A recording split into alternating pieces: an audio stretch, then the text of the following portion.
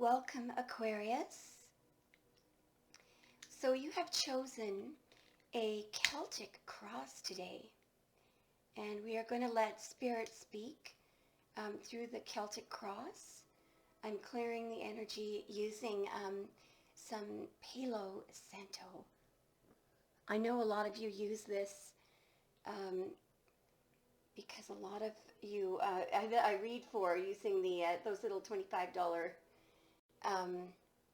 which don't turn out to be so little sometimes, readings, and a lot of you are using Palo Santo. All right, so we're looking for a Celtic cross, a message from Spirit for Aquarius.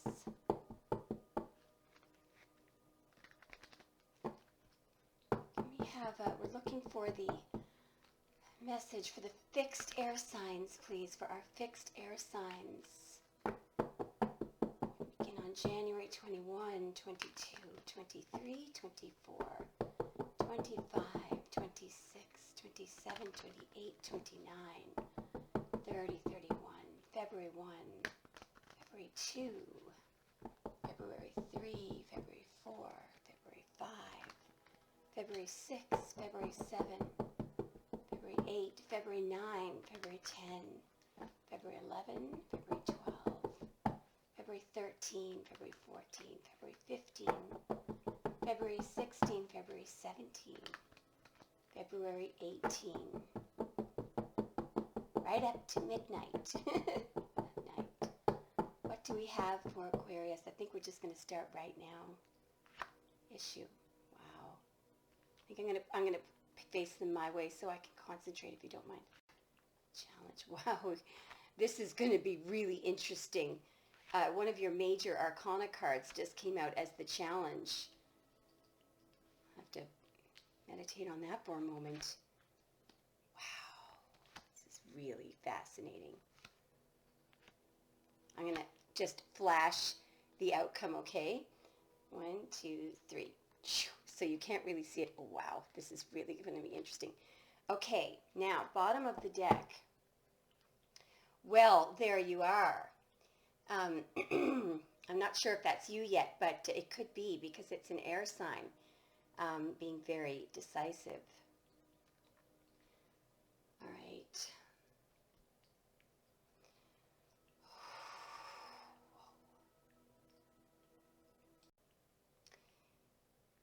This spread, I believe, is all about decision making and a cycle. An ending and a beginning and an important decision. I'm seeing decision making here. I'm seeing decision making here. I'm seeing decision making here and here. This is definitely about decision making, and it's all about you. I think the overall theme of this is how much emotion you are going to allow. And how much of this decision making will involve being analytical and reining in emotions. And there is somebody affecting your decision making. The issue in this reading is the Three of Swords. This is the issue. So this has already happened. It could be a breach of trust. It could be that trust has been fractured. It could be that, betrayal, loss, heartbreak. It could also be about, however, restricting the heart. It is, after all, Saturn in Libra. Saturn, of course, is the planet that restricts. Excuse me. It is a restriction of the heart. But, there's rain in that card. It is said that weight meant the symbolism of the rain there. They are tears. It could also be literally about a physical injury, a surgery, a heart attack, something that has been ruptured, trust ruptured. I think we're going to clarify the issue. All right.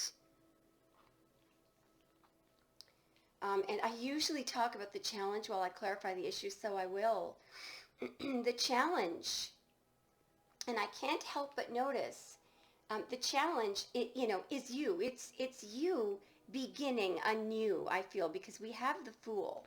It could involve having to take a risk or to push the boundaries.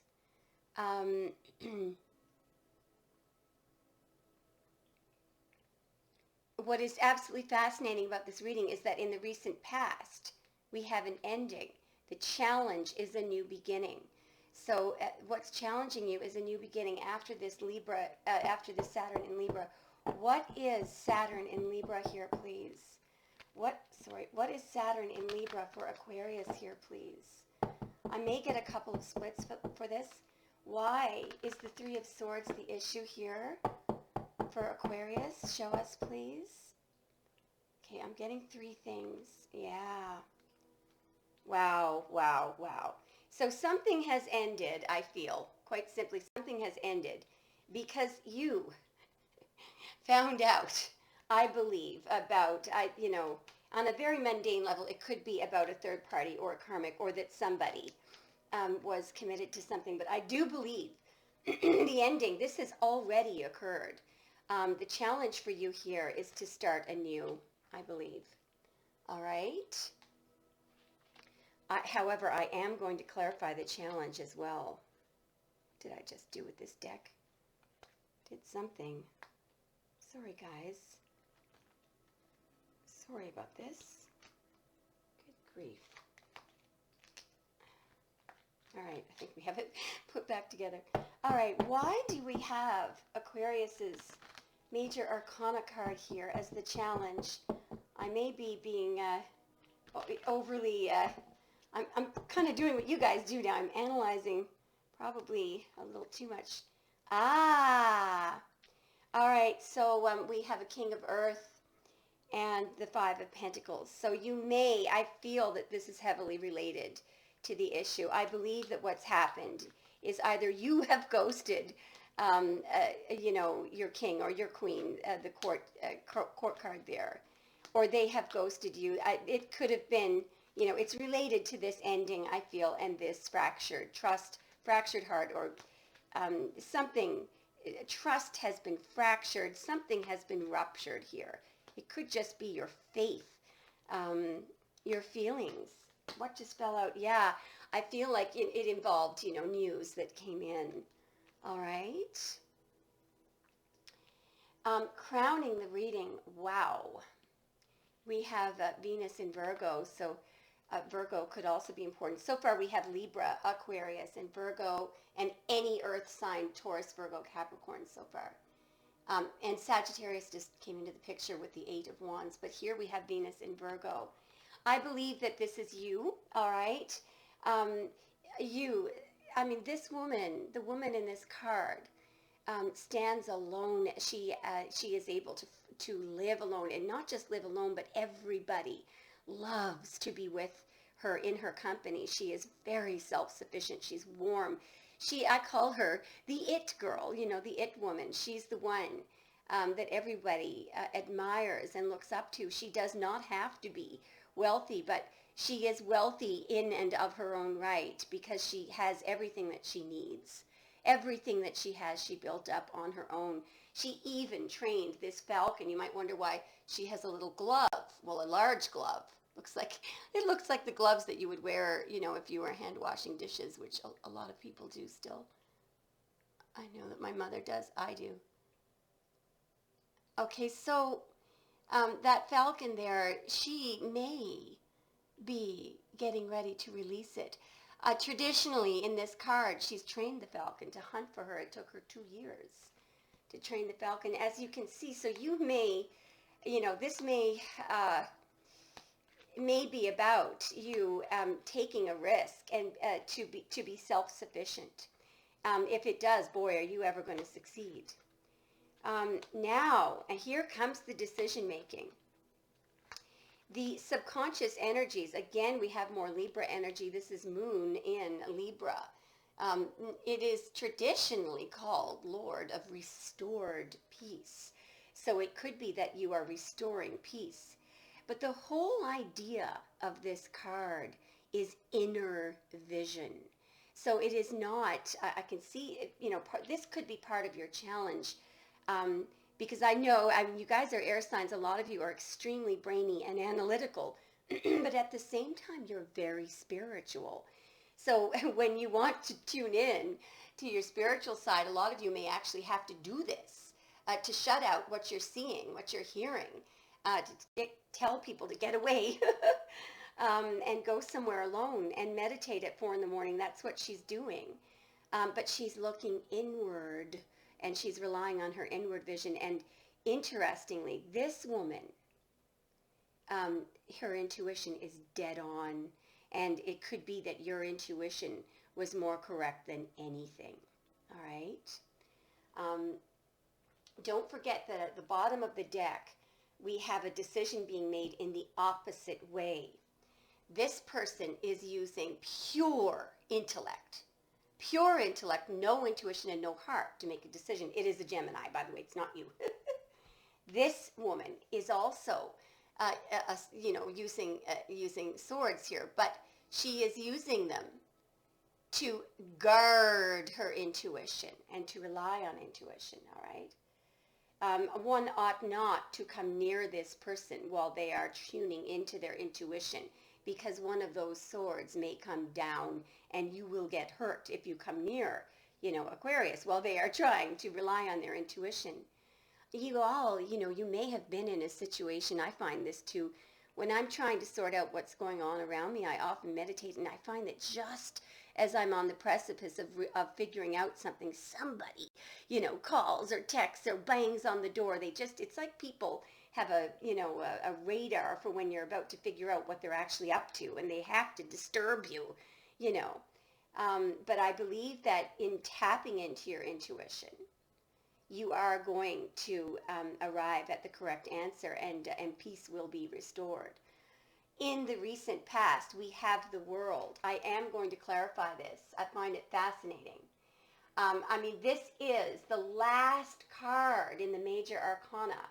After this card, we go back to the Fool. It literally is like a new life is about to begin for you. All right? But it is important to look at what's behind us.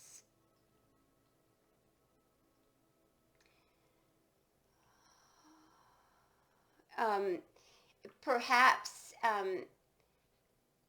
in the past, I'm just thinking about the World.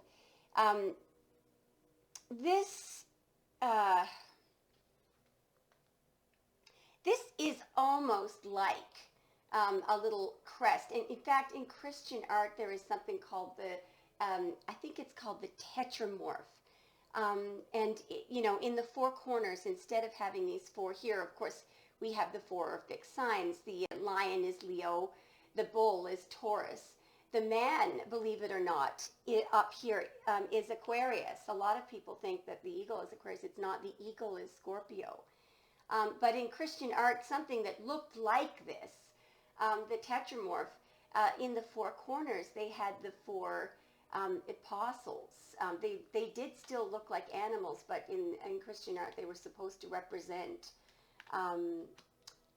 the 4 apostles. And so perhaps what you've done in the past is you've been very open-minded, and you've got a complete picture of everything going on, because of course the idea behind this card, behind these 4 fixed signs, and the I believe that weight did mean to refer to the 4 apostles, and the fact that the 4 apostles had completely differing views of who Jesus of Nazareth was. They had differing views of God. In one of them, I believe that it was Matthew. It was Mark. It was Luke who saw him as being merciful. John thought that John was the only apostle who actually met Jesus, by the way. But the Apostle of John was not actually written by John. It was written after he died. as we're all, none of the apostles actually wrote what is in the New Testament. None of them. People later on wrote what they thought each of the apostles' views of Jesus was. I'm just trying to remember. I'm just going to pause the tape for a moment. I can't leave it like this. Yeah, so I think I couldn't actually find it on the internet, but I've had some old notes. In my old notes, I just had a note to myself. Each had their own interpretation. Luke focused on the merciful, that we should extend mercy to people. Mark really saw God as being something that's outside of us. In other words, Mark thought that Jesus wasn't really a man, that he was something special.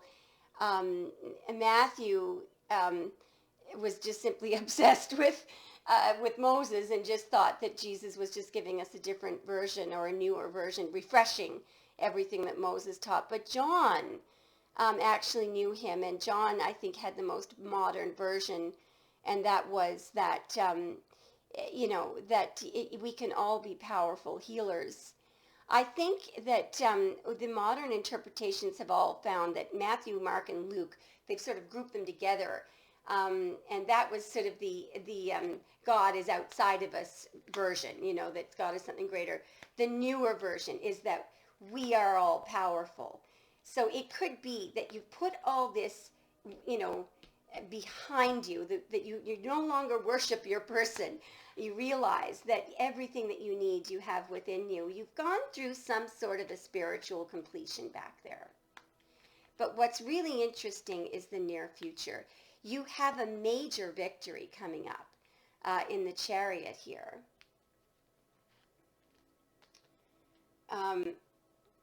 Here we have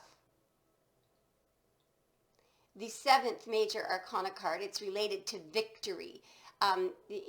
There's a lot of power behind this card. However, it is about reigning in your emotion.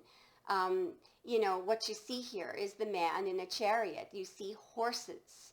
And by the way, this crest, you may think, that looks a lot like a crest, like a family crest or, some kind of a crest. It is. It is an ancient image. In the Jewish tradition, they call it the Gita. And it can be found. I think it's called the Bhagavad Gita. Yes, it is. It is a very, very old. It's not. The Jews got it from the Hindus. Okay, it dates back to 800 BCE or before Christ was born, before Common Era. And this Gita, this image, is in one of the oldest scriptures that predates the Jewish text. It was taken from Hindu. And what it means is, it goes something like this. The self, the higher self, is the rider in the chariot of the body, in which the horses are the senses. In other words, the horses are the feelings. And the mind is the reins. So in other words, what's happening here is we are controlling our feelings, controlling our senses through intellect, reigning in emotion. This can be a decision that you make with absolutely no feeling. And that could explain why this is at the bottom of the deck. Now, is this what you should be doing? We're going to clarify in a moment. There is a very interesting, I have to tell you this story because it's very interesting. The breastplate, the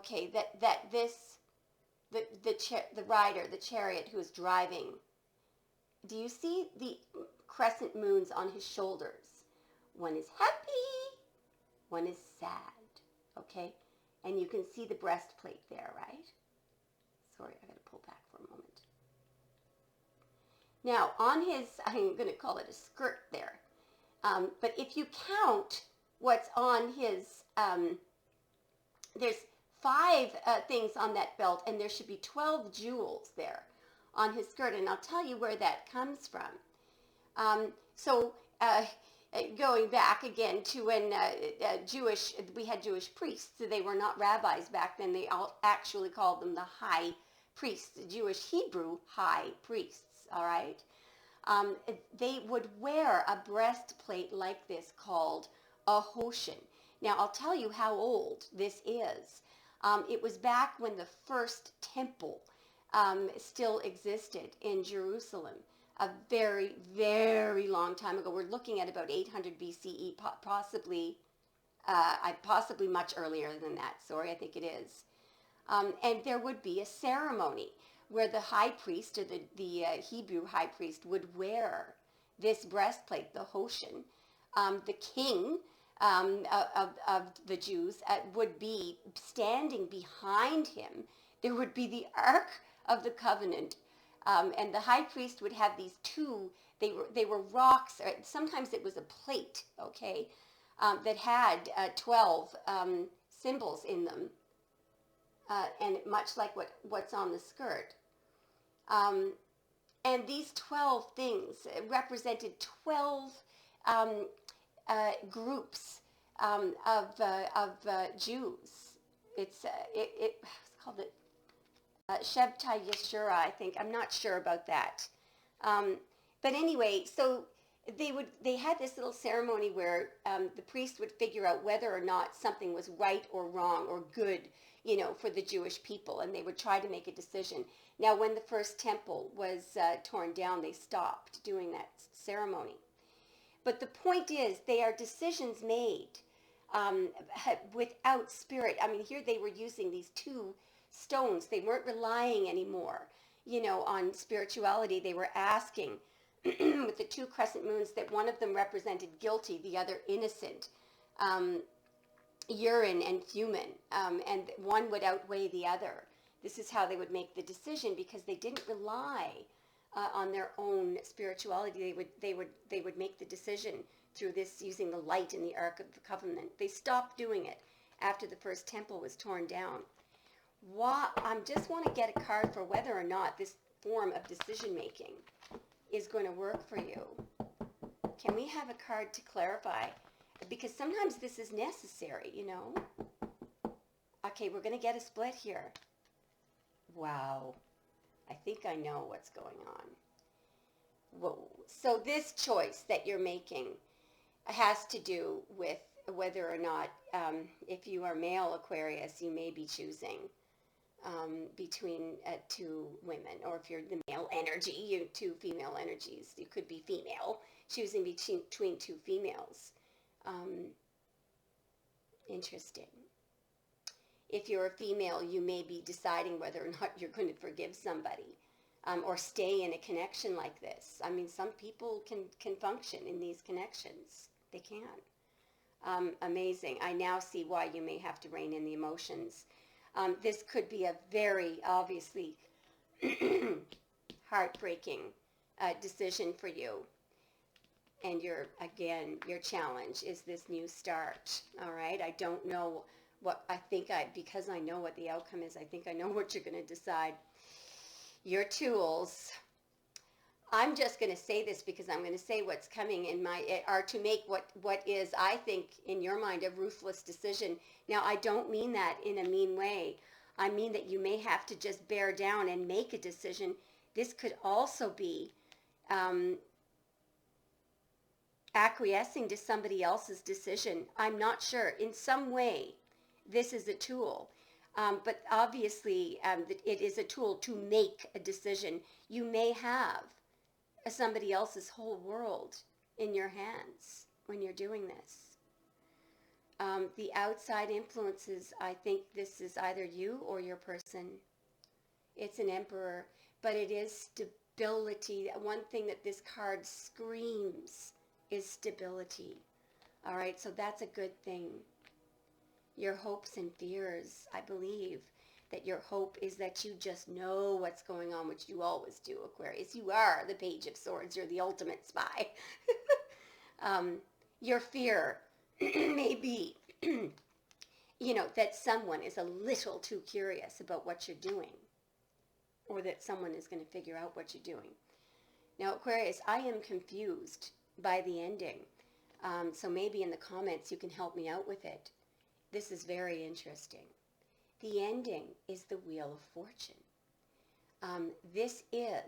It is a fortunate change. Now, many people say that this means what goes up may come down. I disagree.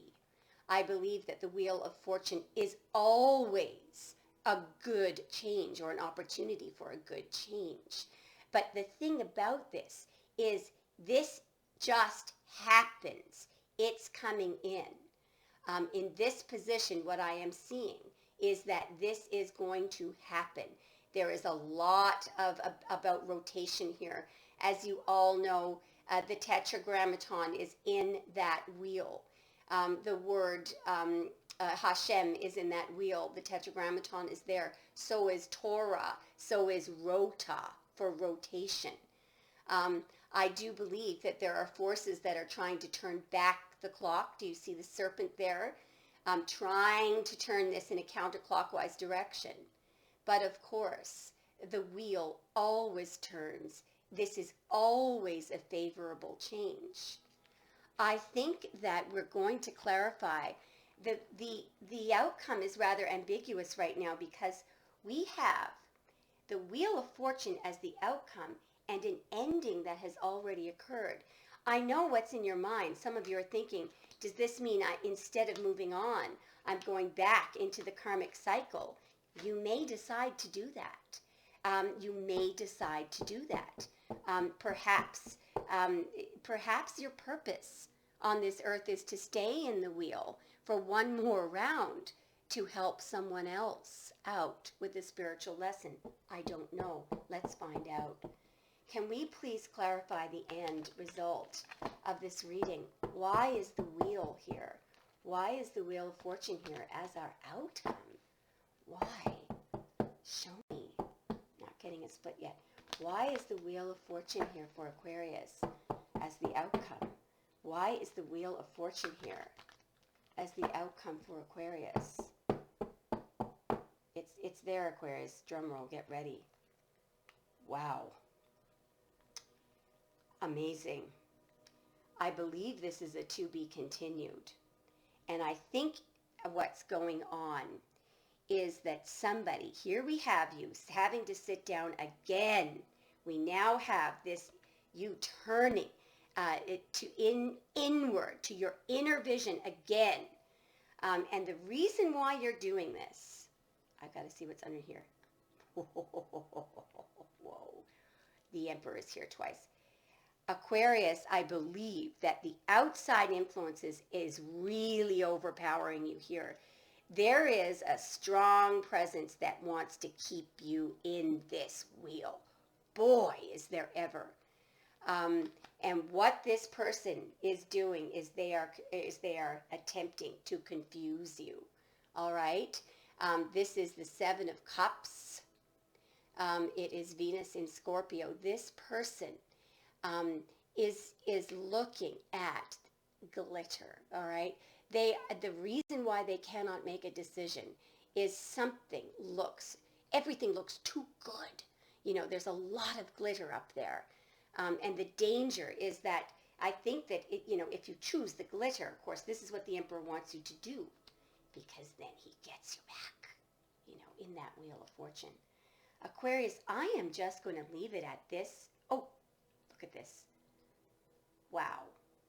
Look at what just came up. No, I'm not going to leave it at this. I do believe you're going to make a decision. You're going to make the right decision. Here we've got the Eight of Wands. This is the arrows of love. This hits the spot. This is, Mercury in Sagittarius. It is communicating a decision, and a victorious one for you. I do believe you are going to successfully get out of that wheel, and this will be communicated to your Emperor because you used your inner vision and you did not allow yourself to be distracted by glitter. And in doing so, You did not get sucked back into the vacuum of the karmic cycle. Wow. Good job, Aquarius. Good show. Hope you enjoyed it.